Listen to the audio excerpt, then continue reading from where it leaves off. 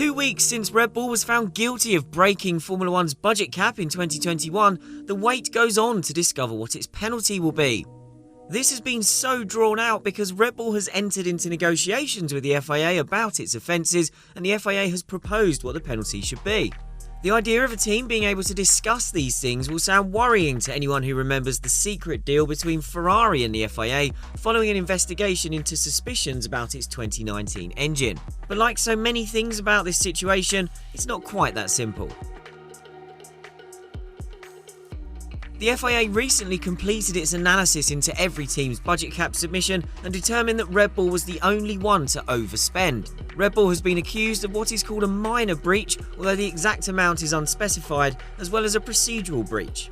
But Red Bull maintains that its submission accurately and faithfully followed F1's financial regulations, so the team presently refutes the alleged overspend.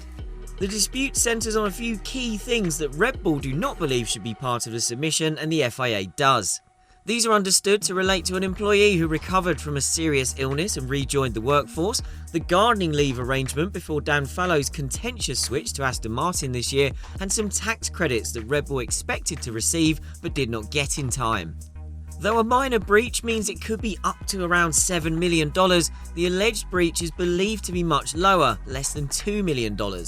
And Red Bull team boss Christian Horner has even argued that due to differences in interpretations about what should have been in the submission, the amount in contention is as low as $200,000. One of Horner's frustrations with the FIA is that the team received no prior warning about the governing body's interpretations of the rules, despite there being opportunities for the FIA to intervene. He said that an interim submission was made in 2021 with no feedback or suggestions we were doing anything contrary to any regulations, and a submission in March was not responded to until late in September. Horner has also claimed that other clarifications by the FIA have impacted Red Bull's submission, citing one in June relating to unused inventory as having a 7-digit effect on its budget, and Red Bull was not allowed to change its submission retrospectively. Whatever the exact amount of Red Bull's overspend or the reasons for it, Red Bull is adamant it has gained zero benefit from a development or operational perspective from its breach in 2021 or beyond.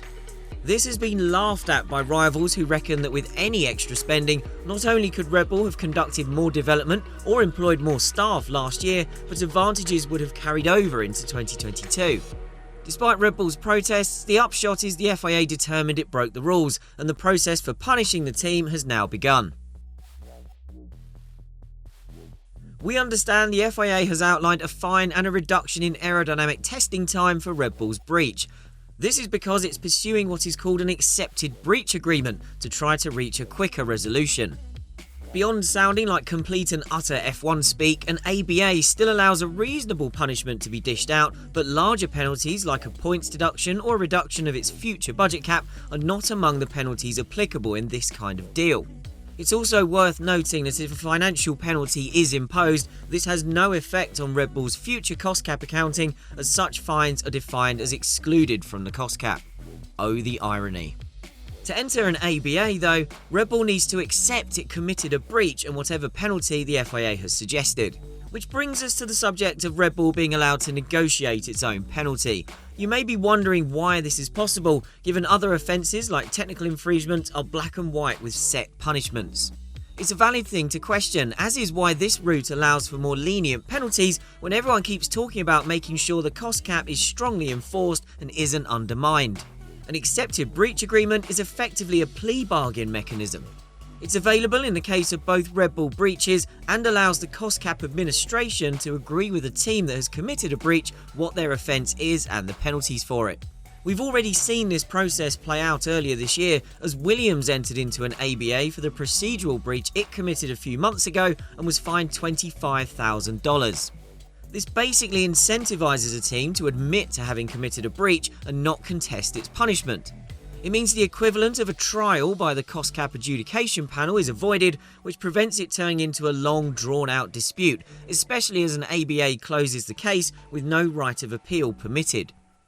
Horner said that letting it go to the adjudication panel could prolong the matter by 6 to 9 months, but he stressed it was not the team's intention to make that happen, as it wants closure on 2021, just like the rest of us.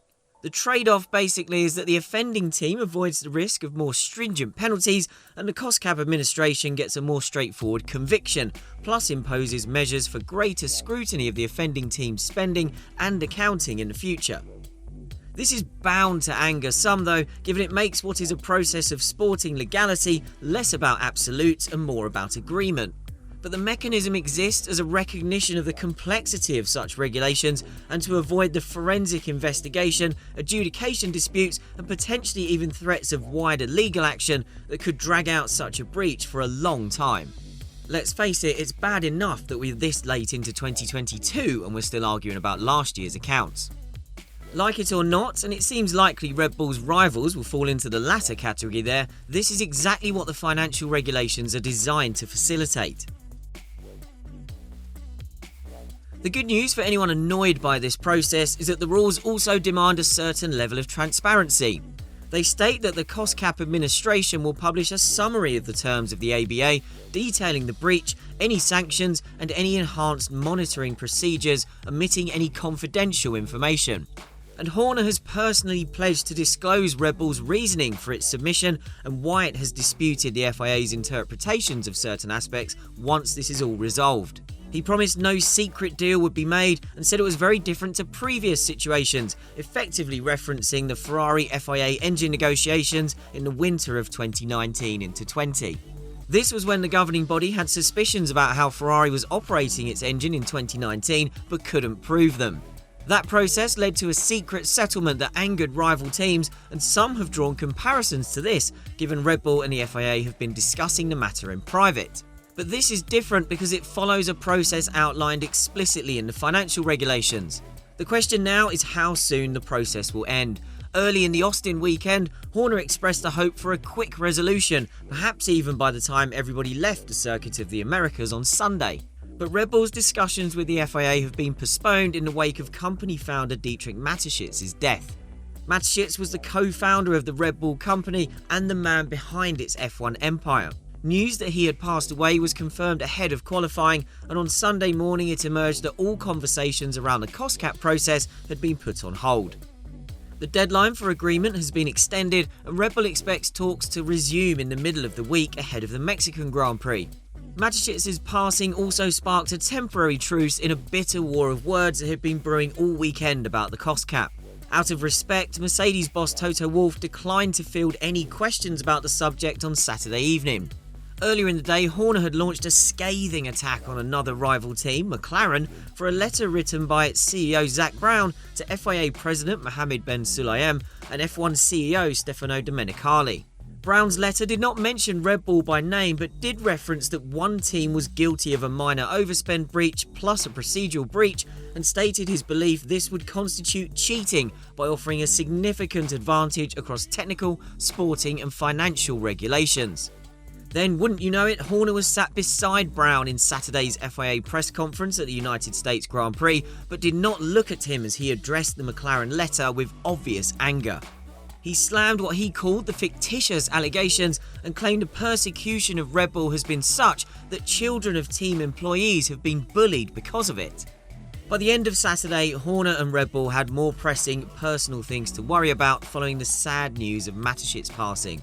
Red Bull would obviously prefer not to have that reason for the weekend's narrative to shift, but it at least meant the off-track saga briefly died down. By the time the F1 paddock reconvenes in Mexico though, this will be number one on the agenda once again.